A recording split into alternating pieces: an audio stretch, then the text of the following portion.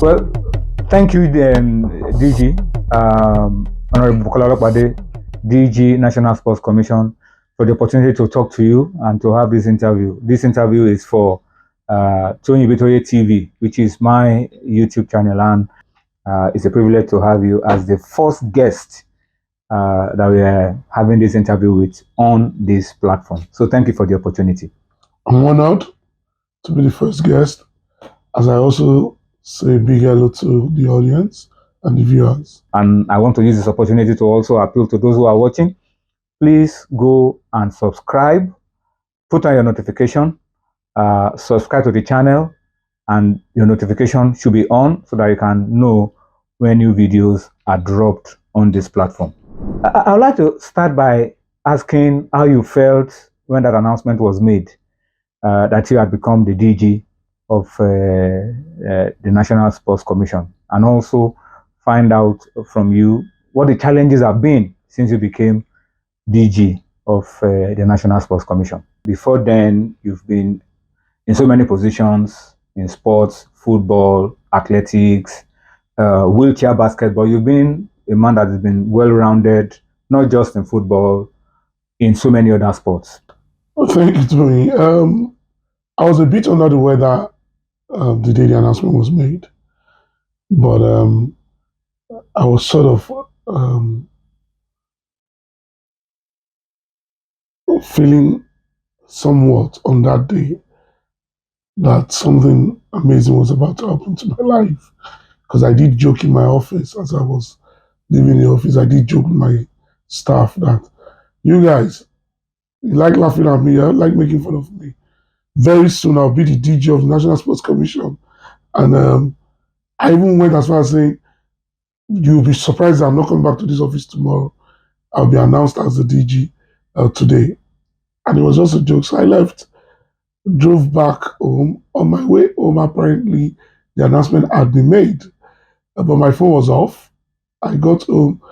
Like I said, I was a bit under the weather. I had some sort of flu-like influenza, and I just literally crashed on the chair in the living room and slept off until one of my aides, Sai to be precise, ran into the living room after like a couple of hours that slept off to announce to me that the announcement had been made. I should put on my phone.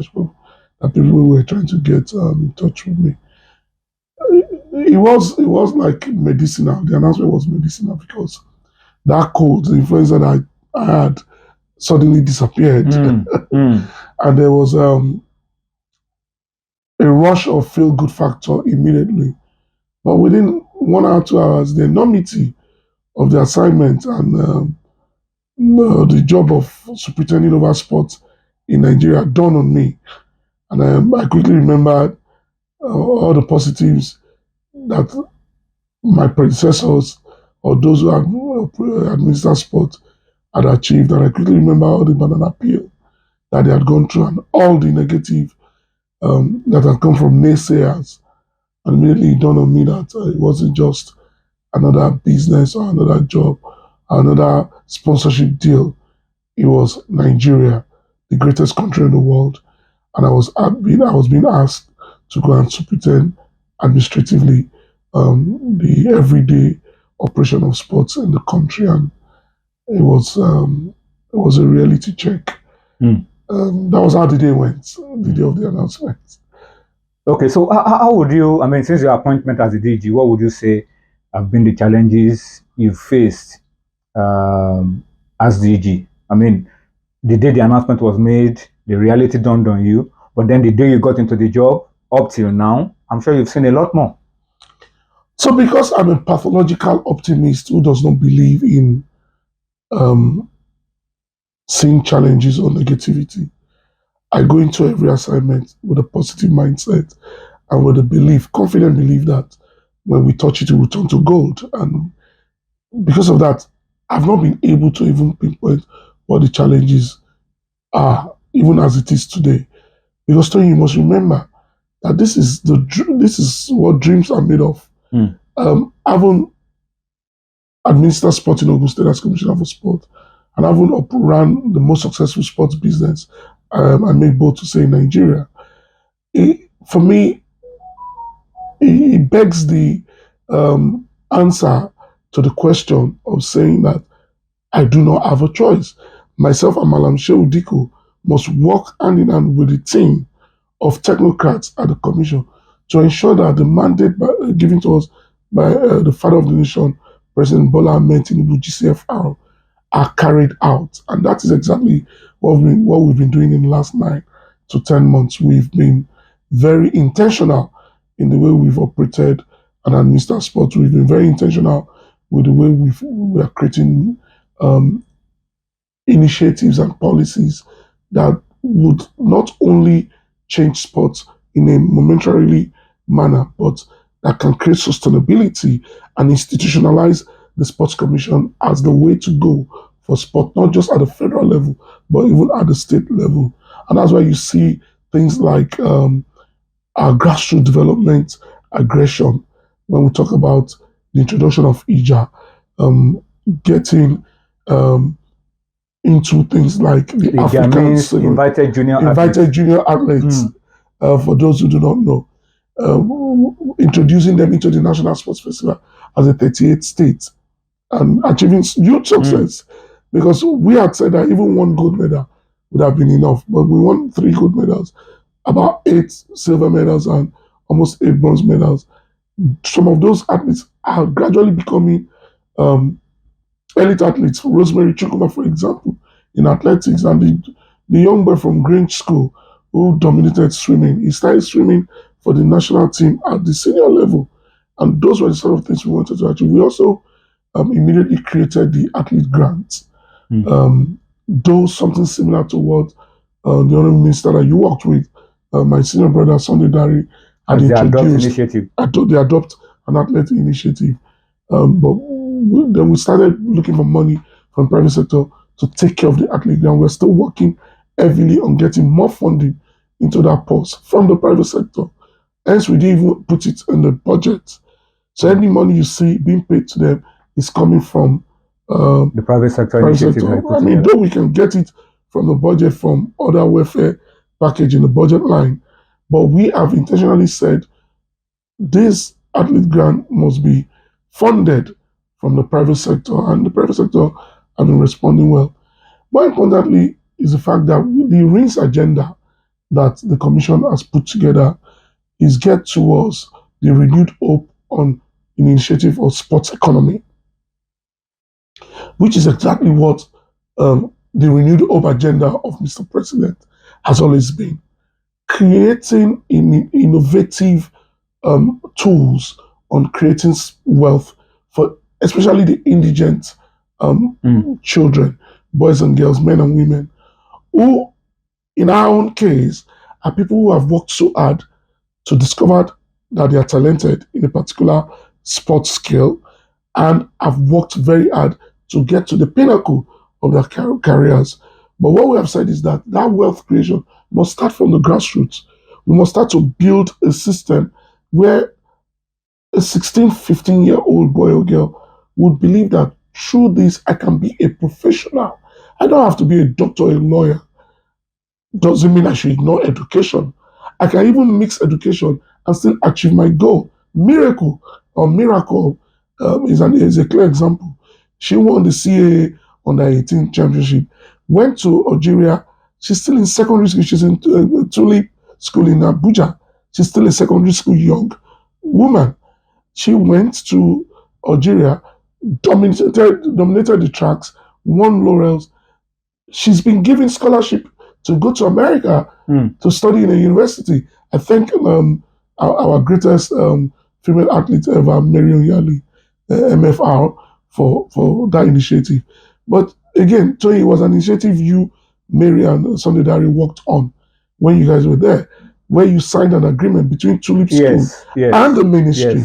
So we have inherited that, and we're using it now because it was such a brilliant thing Honorable Minister Sunday Dari did alongside people like you and Marion Yali. And we're looking at it as a system that works, a system that does not just create podium winners, but a system that can create wealth from the scratch for the athlete, so that when the athlete continue to grow, they understand that this is big business. They can become breadwinners for their family, and they can contribute to the GDP of the country. There are so many other things that we've gone into. For example, we are desirous of convincing all the finance people in the government that we are already a contributor to the GDP, a positive contributor to the GDP of the country. Because when you think about esports, that we have also delved into heavily, esports, 46 million Nigerians play esports. If you play Candy Crush on your phone, you are playing esports. And I challenge you to your wife plays Candy My Crush. son. Your son plays Candy Crush. So when you move away from that, you see a system where almost 3 million young Nigerians are quasi semi-professionals in esports. Then you bring it down, you look at almost close to 13, 14,000 thoroughbred professionals. When I say professionals that can compete at the highest level in the world, are stakeholders in esports. And so we said, if we are indirectly employing between 40,000 and 3 million already, as it is, because of those 3 million, if one person plays an esport game and wins 1 million naira, that is employment. That is sport creating wealth. And so intentionally, we have decided to give them their federation and also to support them in creating a sustainable system that will make esports maybe only second to football, because hey, no matter what you say, you come back to football in this country.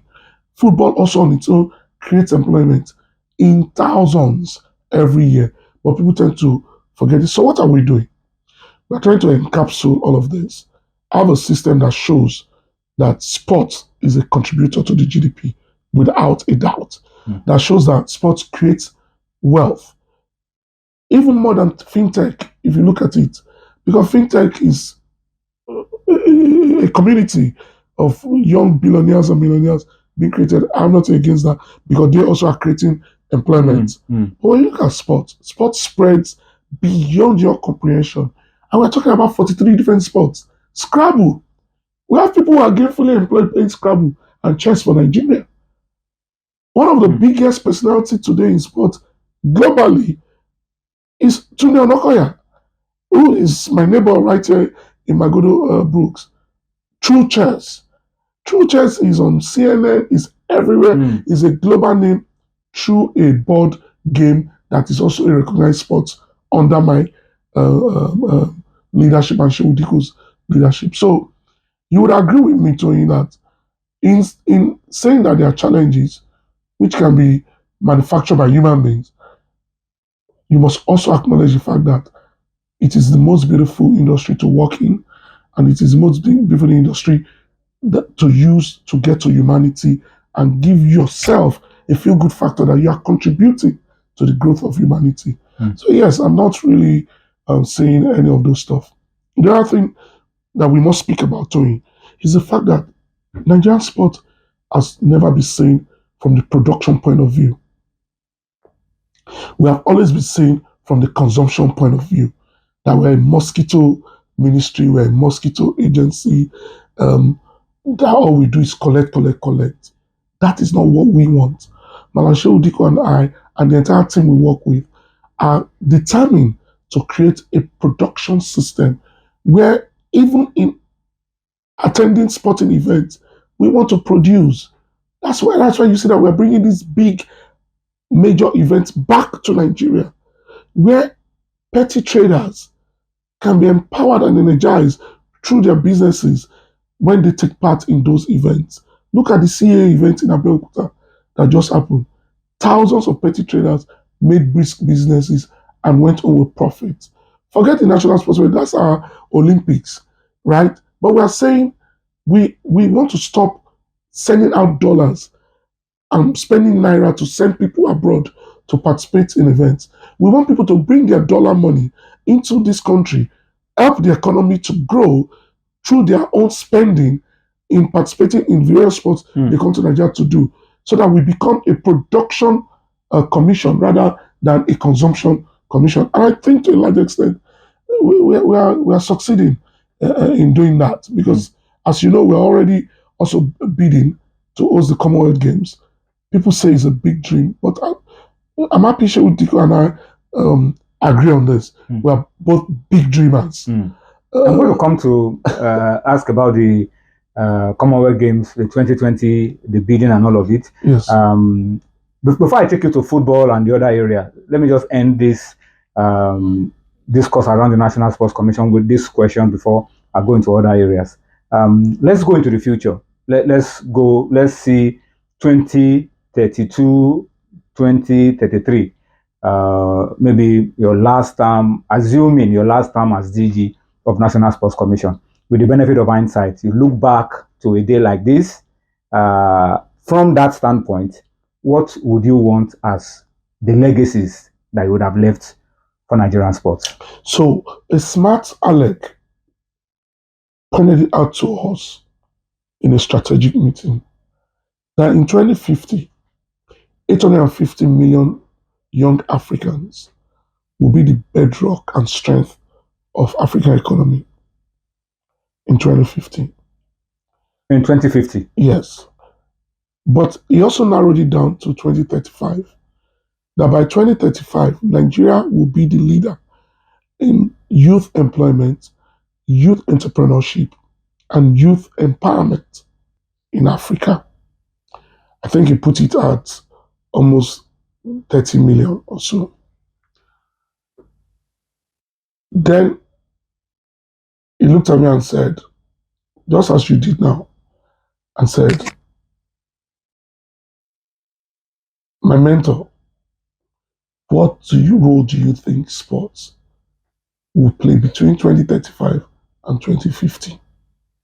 And I think that goes to the crux of your question. What does Mr. President want to see? Luckily for us, and I speak the mind of my friend and brother Shehu Diko, luckily for us, these are things that we had always preached as private sector people.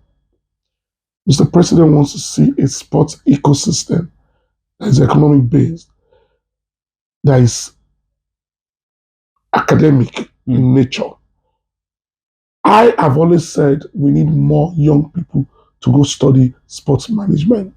I remember calling you after one of your programs on Channel Stick and I said to you, Tony, have you heard of this course in South Africa? Don't you think it's high time you went to do that course? And you did. Yes. And you became better for it. Yes. I thank you for and that. You met Yinka Kadejo, yes, who also did. My prodigy too, that I mentored to go and do it. And that was how many years ago, Tony? Almost 11 years ago. Yeah.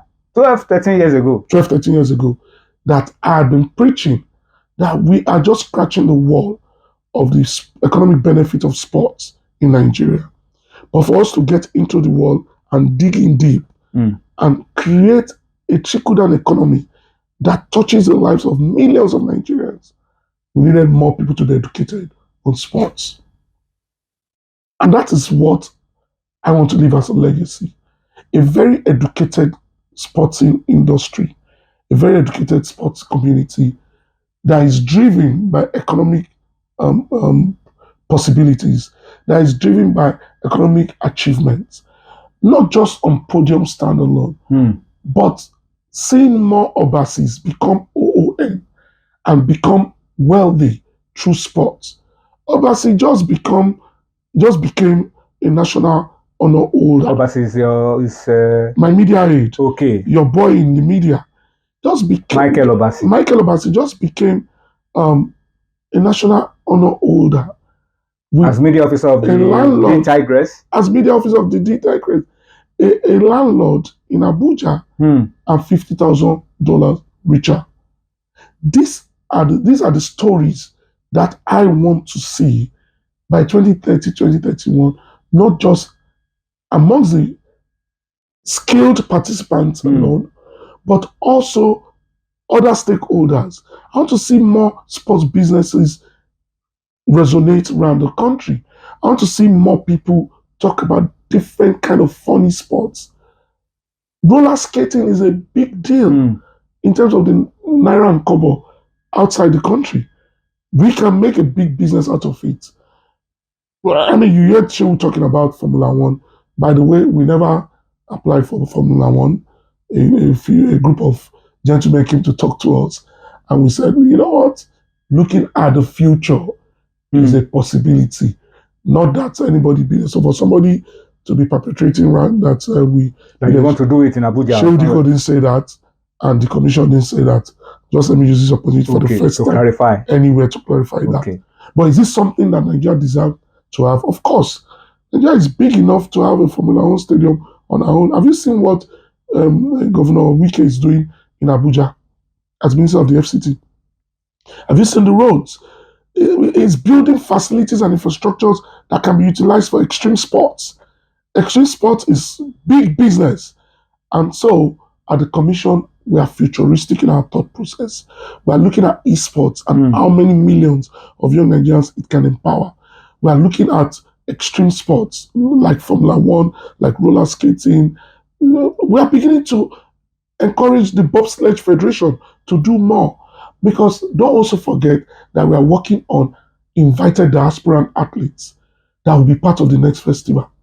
Do you know, as at the last time I checked with Tunde Adelaku and Olusoji Fasuba, with what they are doing in England with our diasporans, do you know last time I checked, over 600 highly skilled and talented young Nigerian sportsmen and women willing to come and represent the country.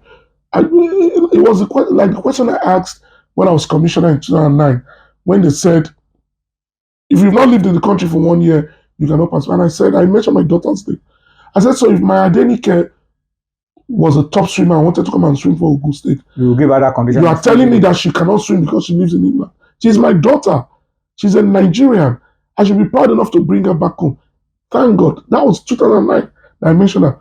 Thank God today, I'm in a position where I can work with other smart Nigerians, brilliant, intelligent Nigerians, to see how we can create a system where even our children in the diaspora can be empowered, can become wealthy, can become breadwinners through God-given talents that they've acquired.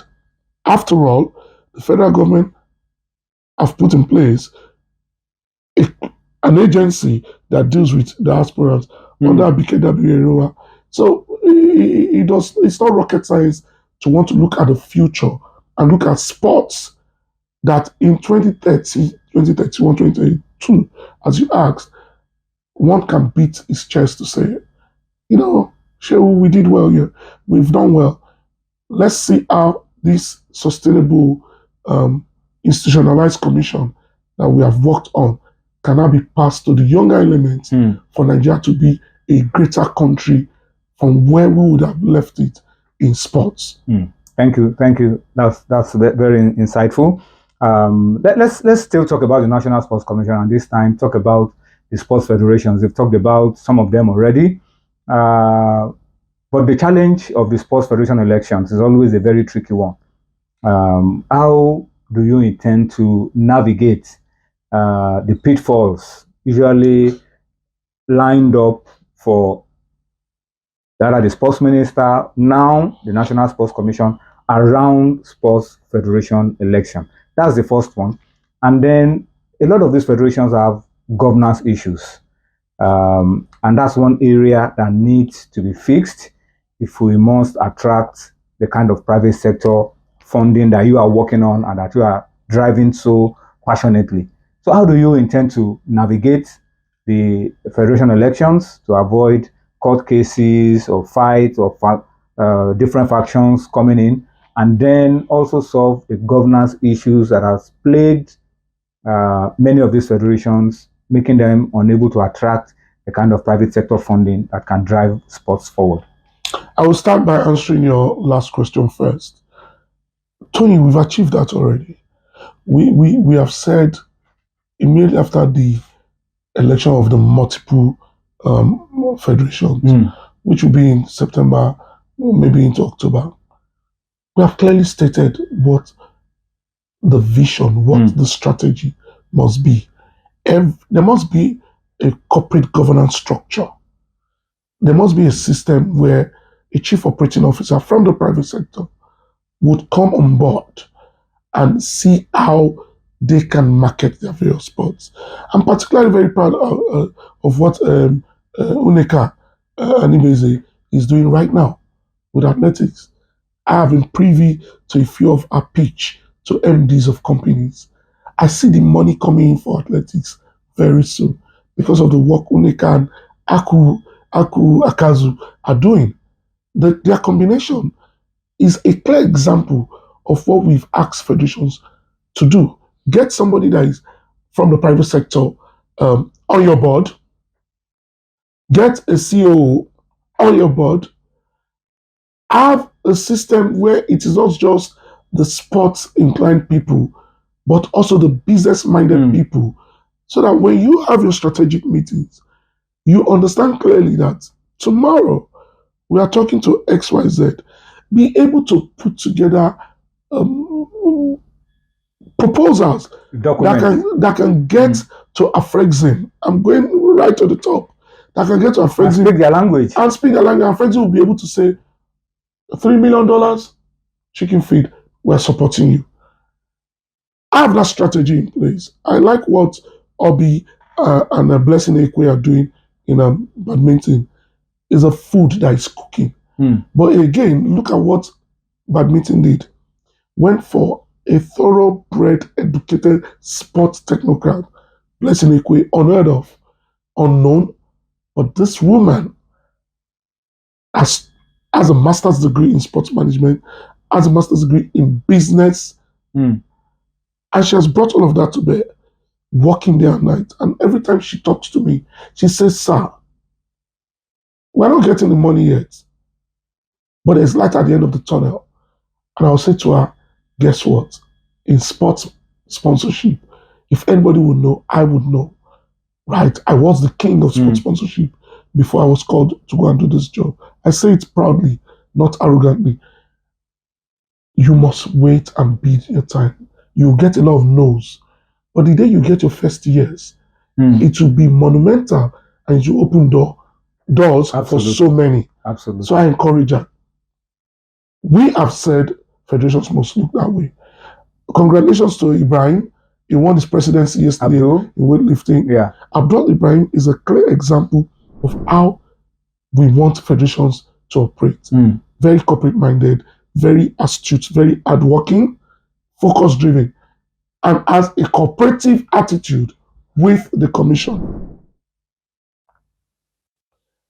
And I've said to him, a lot of people underestimate your sport.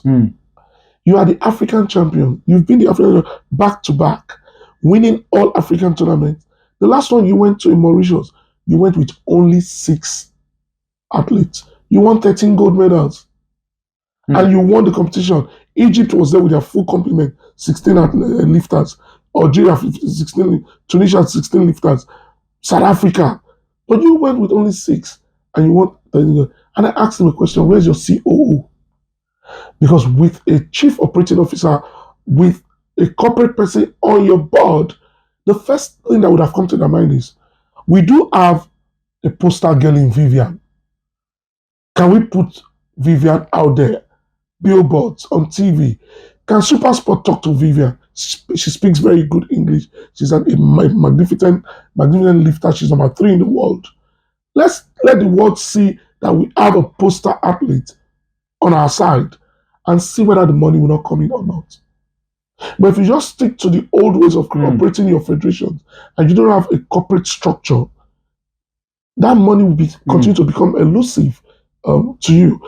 If, as the DG of the Sports Commission, I was able to raise millions for the CAA event through a pitch that I went to do on my own as the chief marketing officer of the commission. I went from one place to the other to go and present marketing justification for the CAA, and we raised money. And we had a very glorious event that was well sponsored. If I can do it, you can do it, ensuring that on your board there is somebody that can be the Ocheo. Look what Ocheo has been doing with handball. Ocheo is a top banker, he's a senior man in banking, but yet is the president of his federation. That gives you one leg in into corporate Nigeria. Don't say no. You want to elbow people who can help. Allow people who can help to come on board. I'm glad to hear some of the things happening in boxing. I know authoritatively that the Minister of Finance wants to contest for the presidency. I met a fine gentleman, business man from the private sector, highly educated young man in his 30s who wants to contest for the vice president. I'm glad to see the traction, in that aspect. Imagine now having a boxing federation without taking sides with the Minister for Sport, Minister for Finance as the president, and that young man I'm talking about as the vice president. Every other thing will fall into place in terms of funding. Absolutely. It is the same thing Chief Ogba has done with bobsledge. Chief Ogba appointed Chidima Ezioka, who used to be my staff, as the CEO of bobsledge. And in just 2 months, Chidima had introduced bobsledge to different brands. They had visited the Italian embassy to meet with the ambassador. Corporate initiatives that will make people look at your sport and say, okay, we want to put our money into this. I feel the possibilities are enormous in terms of creating the corporate governance in sports. And you would understand it because something you studied at the Nelson Mandela Metropolitan University. You know, as I know very clearly, that once we create a corporate governance structure, our federations will operate well. And we're working towards that. Now, let's go to your second question, which is elections. The elections. So you must understand that Malanshe Udiko and I are very strategic people. And we're also brand conscious people. We know the federation elections can be a banana peel. Hence, we are not interfering. We have created a subtle approach of advising. And federations have listened to our advice. AFN election, which used to be very acrimonious, went peacefully. They are operating now, and the federation is running. We just did weightlifting that used to also be very acrimonious. We're on the verge of doing judo and boxing. Do you think they've not been acrimony? There's been a lot of wars on those federations, but guess what? We've been able to strategically keep them quiet, advise where we need to advise, work with them in a collaborative manner, and all the elections are going seamless. It's a whole lot of work. You spoke about challenges earlier on. That could have been a challenge, but I told you, I do not see challenges. I prefer solution. We are problem solvers. Shehu Diko and I are problem solvers.